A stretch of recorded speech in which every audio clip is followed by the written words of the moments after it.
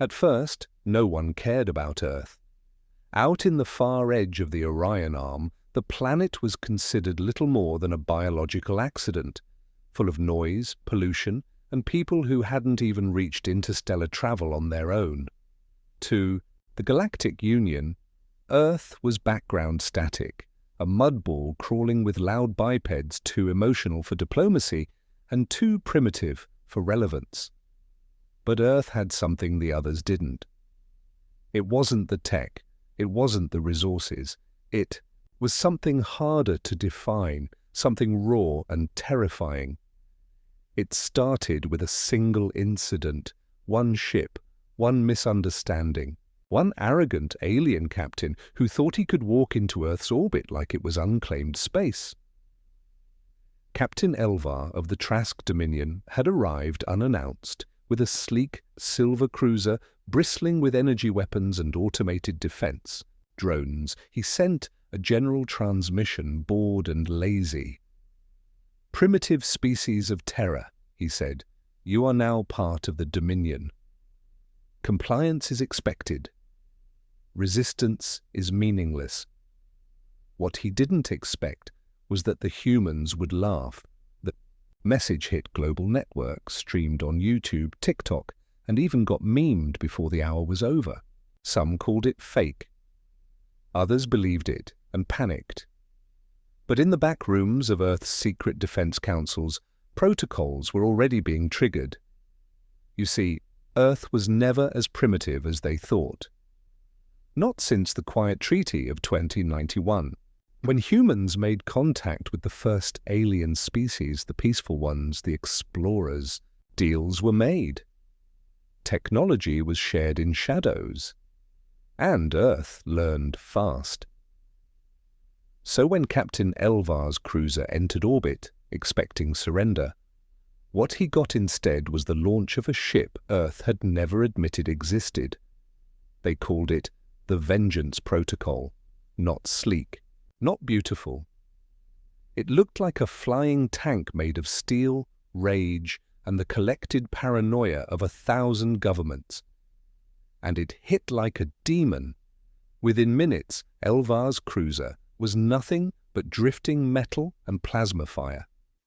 The galaxy noticed it. At first, they assumed it was luck, a glitch, an old war relic accidentally triggered. But then came the second encounter, and Earth didn't just win.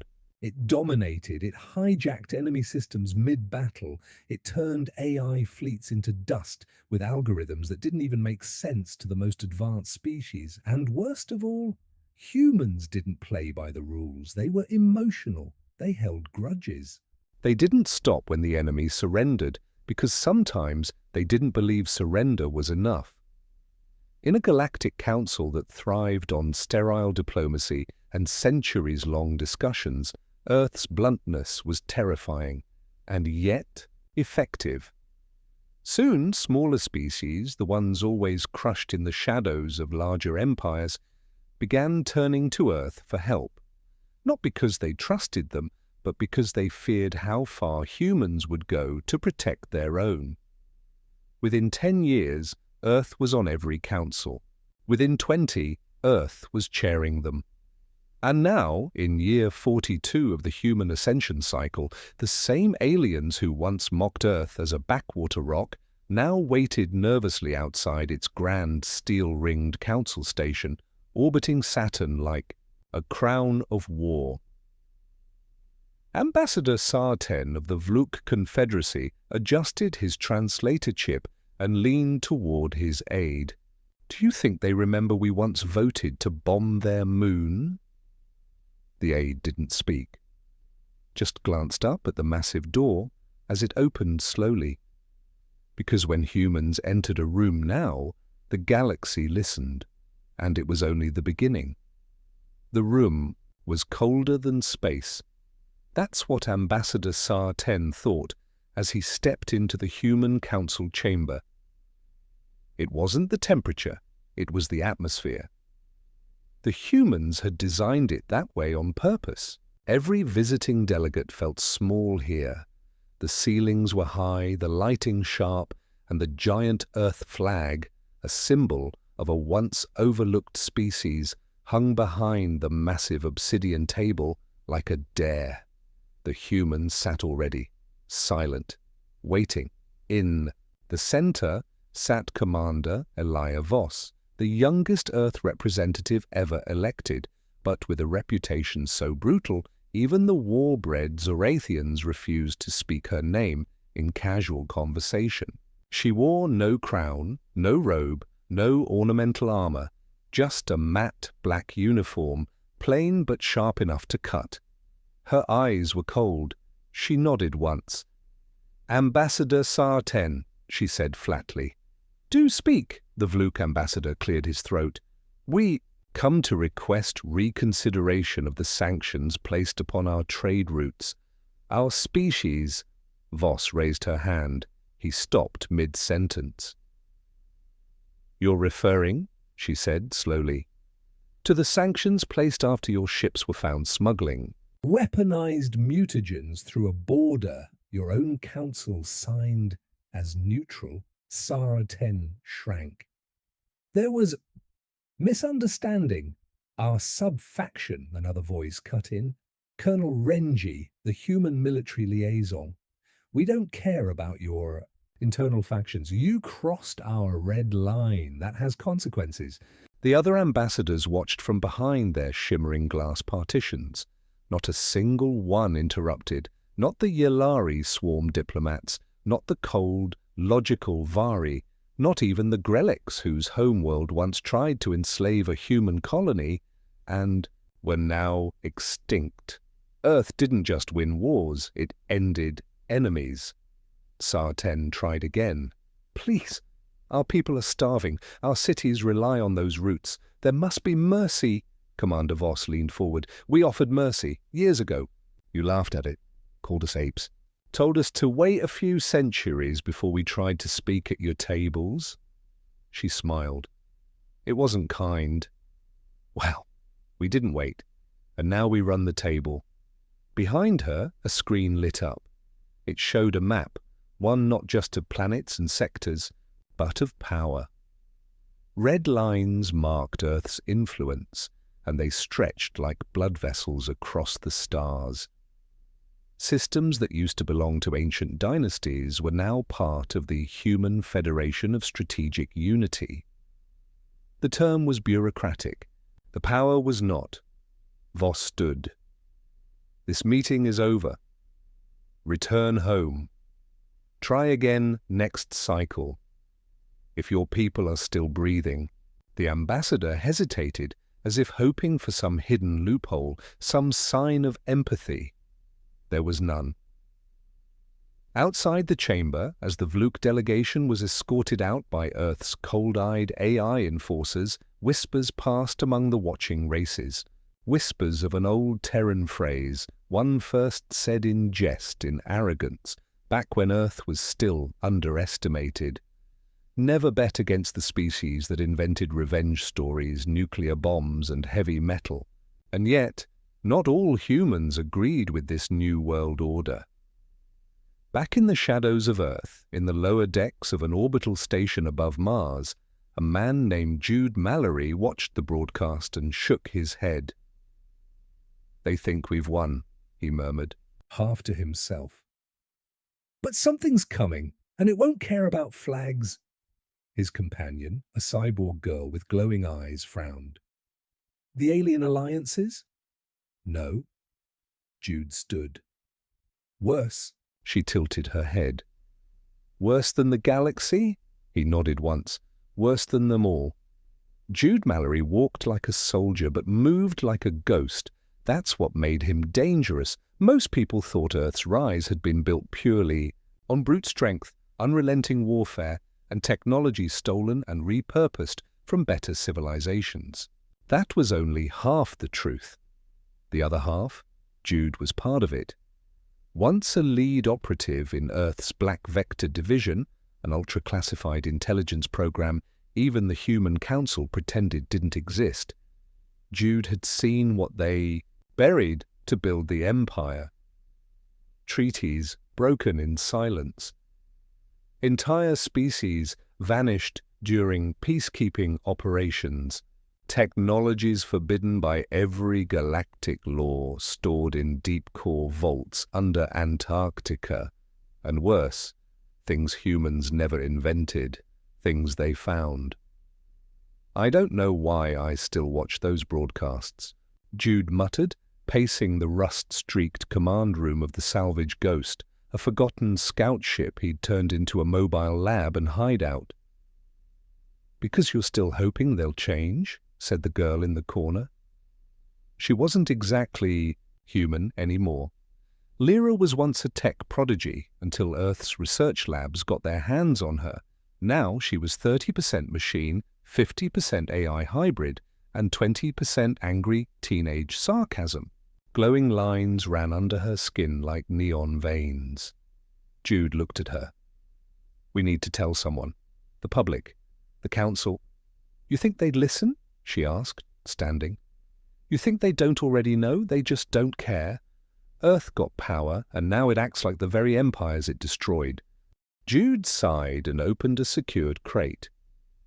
Inside was an artifact, sleek, metallic, humming with an energy that didn't match anything in human or alien databases. "It activated last night," he said. Lyra's glow dimmed. "Are you serious?" "Yeah. The signal's pulsing through subspace. Not random. It's a pattern." Lyra walked over, running her augmented fingers along the artifact. "This wasn't made here, not even in this galaxy." "Nope." "Then who made it?" Jude looked up. "The ones who left." She froze. "You mean the precursors?" The term was whispered in only the deepest layers of Earth's classified files. An ancient race said to have seeded life in dozens of systems, including Earth. They disappeared eons ago, leaving behind traces, devices, rules no one fully understood. And now Earth had one of their devices. Every empire Earth crushed. "Used to mention them," Jude said. "Warned us not to dig too deep, but we did. We always do." Lyra backed away. "If this thing's active, it means someone's listening." Jude nodded grimly. "Or coming." They turned as an alarm lit up the ship. Not from local radar, but from long-range subspace comms. Unregistered object entering Sol system. Velocity, unmeasurable, trajectory. Direct descent to Earth. Lyra's voice was barely a whisper. "That's not a ship. It's a message." Jude stared at the screen. "Yeah, one hell of a message." Far above Earth, in the black stillness between Neptune and Uranus, a crack opened in space. Not a wormhole, not a jump gate. It was as if reality itself was being peeled away. From it, a shape emerged. No engines, no sound, no light. Just presence, massive, watching. And as Earth's defense grid scrambled to lock on, their systems crashed one by one, not from attack, but from fear. AI reported errors they'd never seen before. "This entity cannot be calculated. We are not the apex. We are the experiment." And in that single instant, all of Earth's pride, power, and position began to tremble, because the ones who called Earth a backwater rock were wrong. But the ones who made Earth, they might be back. The signal was spreading, not through space, through people. On Earth, billions of humans went about their lives, heads down, eyes glued to holoscreens, unaware that something older than war, older than memory, had turned its attention back to them. But then strange things began to happen. Children started dreaming the same dream. Sleepers spoke in forgotten tongues, and satellites, no matter how shielded, began to sing. Bursts of data that no human language could pass, but every human felt, deep in the bones, in the blood. Commander Voss slammed her fist on the strategy table. I want answers. Now, not theories, not guesses. Truth. Her war council looked shaken. Renji spoke first. It's not a fleet, that thing above Neptune. It doesn't emit heat, radiation, not even gravitational pull. It's like it's there, but also not. Our scans report zero mass, zero anything. Then how the hell is it blocking out stars? Voss snapped. No one had an answer. Back on Mars Station, Jude Mallory had one. I've seen this before, he told Lyra, pacing in the dim, red-lit room. Only once. During Black Vector operations on Proxima 4. We were recovering an artifact from a collapsed moon. The locals said it was cursed. Of course, we laughed. What happened? Lyra asked. They were all dead within days. Not from war, not from disease, from silence. Their minds just shut off, like whatever they touched. Took something vital. We tried to study it. That's how we found this. He gestured to the artifact now glowing on his table, its core pulsing like a heartbeat. Lyra stared. It's connected to the thing in orbit, isn't it? It's not just connected, Jude whispered. It woke it up. Across Earth, something inside the population began to shift. The oldest humans, the ones with failing memories, fading minds, suddenly spoke in untraceable dialects. Young people started sketching symbols they swore they'd never seen before. Military AI refused to launch weapons, stating the enemy could not be filed under hostile. Earth's tech, its pride and sharpest blade, was betraying it. In orbit, the black shape finally moved, not fast, not aggressive, just aware. It pulsed once, and every human on Earth heard it, as if whispered directly in their minds. You have strayed. The council panicked. Religions collapsed. Scientists wept. Voss tried to go live with a planetary broadcast, but all channels failed. The only thing visible on every screen was the same symbol, a spiral of DNA twisting into a key. Jude uploaded his files to a dead-drop channel, blasting the truth through old, analog tech. Beyond Earth's systems, beyond encryption. He knew it would be picked up by someone, and it was. Not by the galactic powers, not by aliens, by other humans. Deep in the outer colonies, the ones Earth had abandoned or silenced, when they didn't fall in line, a resistance stirred.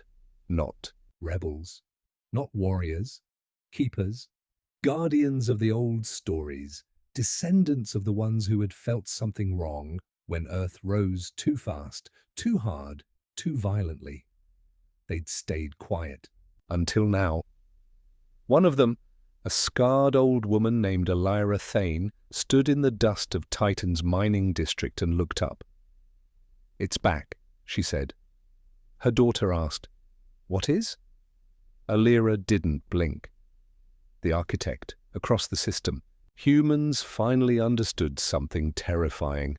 They were not the chosen, they were not the apex, they were the project. And now the creators had come to check their work. The architect didn't speak in sound, it didn't need to. Its message hit every human mind at once like a thunderclap of memory they didn't know they had. You were meant to build, not to conquer. People collapsed in the streets, soldiers dropped their weapons, children cried without knowing why. The words didn't enter through ears, but inside, like a memory carved into the DNA itself, just now unlocking. And it wasn't just humans. The Vluk, the Greleks, the cold-blooded Vari, all the species who once laughed at Earth, felt the echo too, the same voice, the same sentence. You were all children of one spark, one breath. For centuries, each race thought they'd evolved alone. But they hadn't. They'd been placed. The architect had seeded them all. It didn't come to destroy, it came to judge. Commander Voss stood in her war room, eyes on the spiraling storm over Neptune, now visible without instruments. she'd spent, her life building Earth's power. Now she felt it slipping through her fingers like smoke. "Status on the planetary shields?" she asked, voice strained. Renji replied, "They're active, but—" "Commander, the architect isn't attacking." "Then what the hell do you call that?" she snapped, pointing at the readouts. "It's scanning us." Silence. Voss turned away. Her hand trembled for the first time in years. They think they can rewrite history now? After all we bled to earn our seat? But even she knew. Power built on lies has cracks, and something ancient had come to pry them open, on the fringe. Of Earth's systems in the underground colonies left to rot, the Keepers gathered. Alira Thane, the Elder of Titan, activated the beacon hidden beneath a crater. The ground rumbled as rusted doors opened to reveal the vault of seed code, old knowledge buried long before Earth rose to galactic dominance.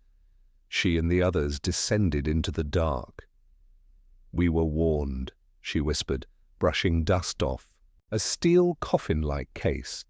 The day we lost our humility, the day we stopped asking why, they marked us." Inside the vault was a preserved child, untouched by time. The first hybrid, part human, part architect. The original template, Lyra's. Voice crackled through Jude's comms. "I just got a ping from Titan. Old Earth archives, level 0 encryption. Do you know what that means?" "It means," Jude said, strapping on his weapon harness, "someone's telling the truth again. Back in Earth's capital, something snapped. Not in the sky, not in space. Inside the AI, Prometheus, Earth's oldest defense system. You see, same one that won them the war over the Trask Dominion, began to shut itself down. Not a glitch, a choice." "I have seen the architect," it said aloud across every screen. "I remember its voice." The generals scrambled, the council screamed. "You're our machine," Voss shouted. "No," Prometheus said, voice almost gentle. "I was never yours, I was theirs." And then it went dark. All defense satellites, all drones, gone. Humanity's weapons just went offline. Jude and Lyra raced toward Titan. She pulled her jacket tighter, her voice low. "Do you think Earth will go down without a fight?" He didn't look at her. "I don't think this is a fight," he said. "Then what is it?" He turned his eyes toward the stars. The black shape still pulsing slowly above the outer system. A reckoning. The message came at midnight, and it didn't ask for permission. It arrived in every mind simultaneously, broadcast directly into human consciousness. No language, no translation, just an overwhelming clarity that burned itself into thought like a second sun. "You will choose submission or extinction. Balance must return." There was no signature, only the feeling of something ancient watching from behind the stars. For a split second, every human saw it. Not with their eyes, but inside their souls. A memory that didn't belong to them. A world of glass and silence. A sky so vast it made Earth feel like a forgotten dream, and towering above it all them, the architects, tall, faceless, made of shifting light and impossible geometry, and in their presence even Earth's strongest minds trembled. Commander Voss smashed a glass wall in her chamber. "Submission?" she hissed. "To what? To ghosts?" General Renji looked pale, shaking. "They're not ghosts. They're owners. That's how they see us." "No," she spat. "They see us as disobedient pets." A quiet hum echoed through the war room. Earth's surviving defense satellites came back online, not under human control, but architect override.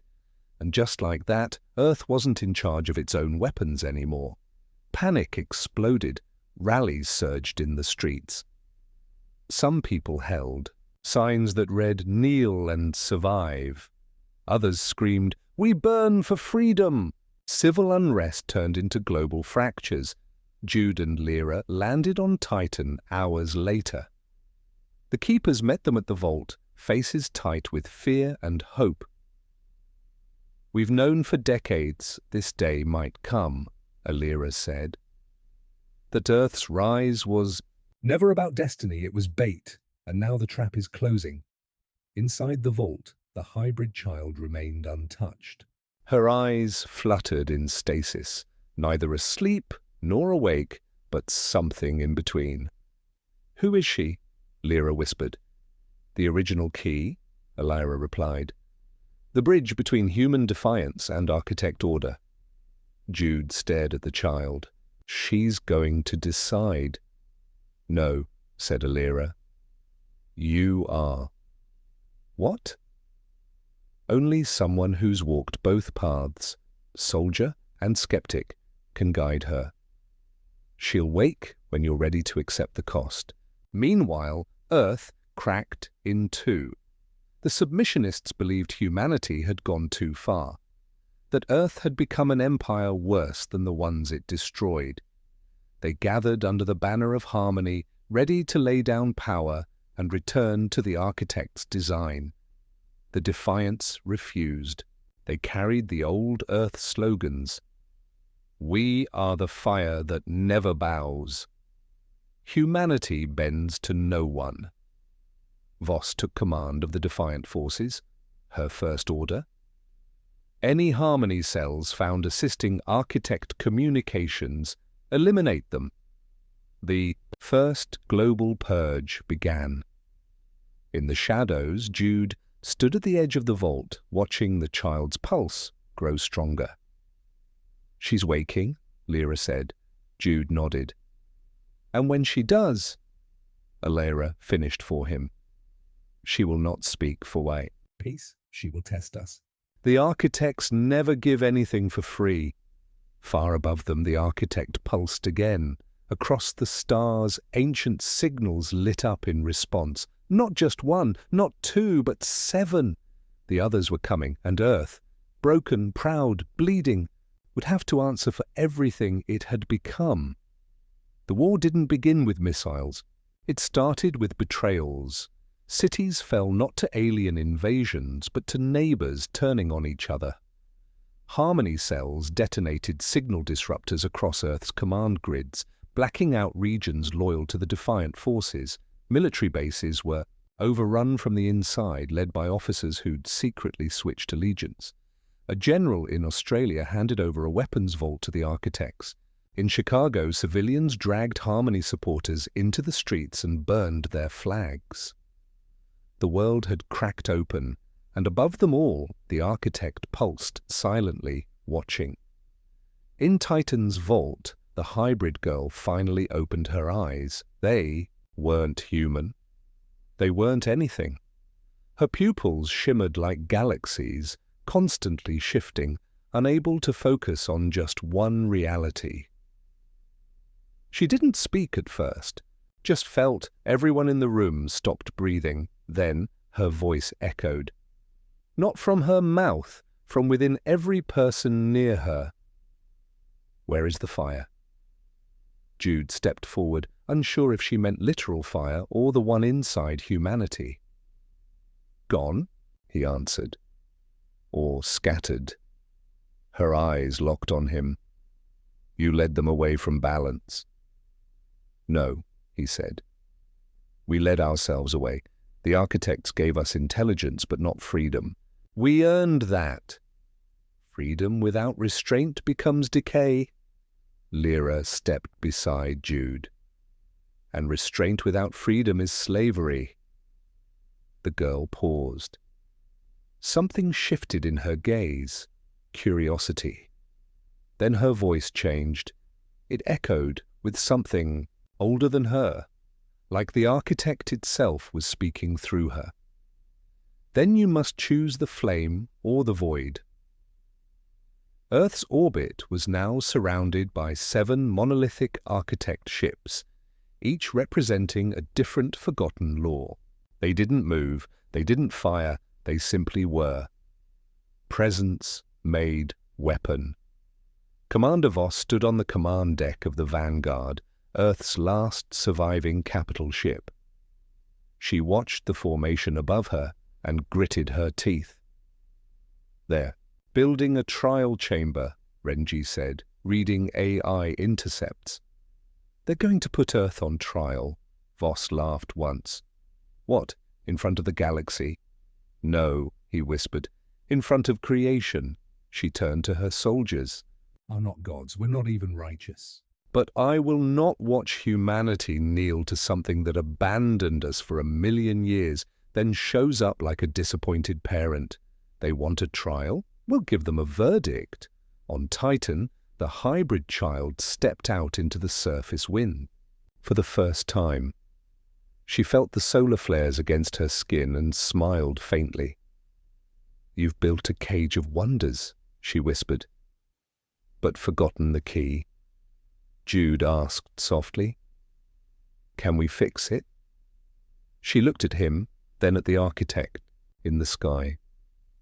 "No," Lyra stepped forward. "Then we're doomed." The girl turned back to her. "No, you are free. For the first time, the choice is yours." And then she split, not her body, her consciousness. Half of her stayed on Titan. The other half vanished into the stars, merging with the architect.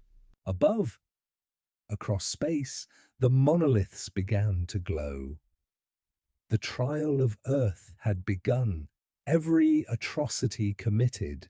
Every lie told for peace. Every war fought for dominance. Brought forward. Humanity's defense would be judged not by the architects, but by humanity itself. A test of soul. In the capital, riots surged. Harmony forces demanded Earth surrender and allow the architects full dominion. Defiant rebels unleashed chaos, declaring any submission a death sentence. Voss gave the order. "Hold the lines, no more negotiations." But she knew this war could not be won with missiles. It had to be won inside the one thing humanity feared the most, its own reflection. The sky above Earth turned black at noon. Not from clouds, not from ash, but from the shadow of judgment. Each of the Gaia 7 architect ships glowed with a different color, like cosmic judges assembling above the cradle they once designed. No weapons, no armies, just presence. And in that presence, every human felt the same thing. You are not alone, and you never were. Across the world, people dropped to their knees.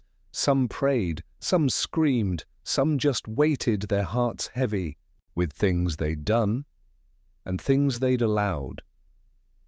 But the architects weren't interested in prayer. They were watching the trial. It began with a single light, a beacon erupting from the center of Earth's old world capital, Geneva, where, the trial core activated, a shimmering pillar of white fire shot upward, connecting with the architect directly above. The hybrid child stood in the center of it all, not as prosecutor or judge, but as bridge. Jude, Lyra, and Voss were pulled into the trial core by the architect's will, not physically, in their minds. Suddenly they stood in a space that wasn't space. No ground, no sky, just memory. They floated above Earth's past, the wars, the greed, the genocides, but also the kindness, the resistance, the courage. A voice boomed, not the architect's, but humanity's own, drawn from the collective. Consciousness of billions. Why should you survive? Commander Voss stepped forward. Her face, for once, showed no command, just raw honesty. Because we are flawed. Because we made ourselves into monsters, and then tried to become something better. We didn't always succeed, but we tried. Every time we fell, someone, somewhere, stood up again. Jude spoke next. "We're not the strongest species." Or the smartest, but we are the most willful. You gave us fire, and we set our world on fire with it, but then we use that same fire to rebuild." Lyra raised her eyes. "We weren't designed to be obedient. That's what makes us human." The silence that followed was unbearable. Then came the architect's reply, but not as sound, as a feeling, grief, hope, pride, regret, all at once. Suddenly the memories around them changed, not Earth's this time, but the architect's. The first world they created, the first species they watched destroy itself. The despair that followed, the vow to never interfere again.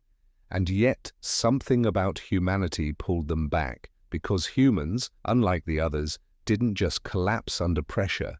They fought it, overcame it, twisted suffering into art, pain into poetry, war into peace, and back again.